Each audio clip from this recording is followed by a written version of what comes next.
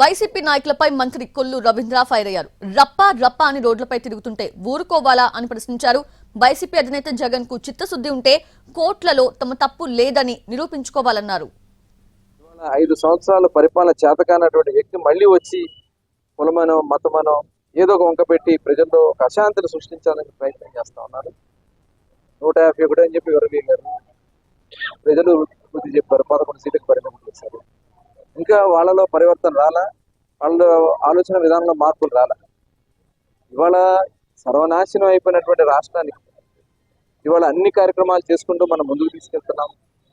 ప్రజలందరూ కూడా సంతోషంగా ఉన్నారు. జగన్మోహన్ రెడ్డి వాయిదాలు ఎగ్గొట్టు తిరుగుతున్నాడు. ఇవాళ నిజంగా వాళ్ళు చిత్తశుద్ధి అంటే చెప్పమనండి, వాయిదాలకు వెళ్ళమనండి, వాళ్ళ మీద ఉన్న కేసులు ఎదుర్కొనమనండి. ఆమె మీద తప్పుడు కేసులు పెట్టడం కానీ మమ్మల్ని అరెస్టులు చేయించడం చేశారు.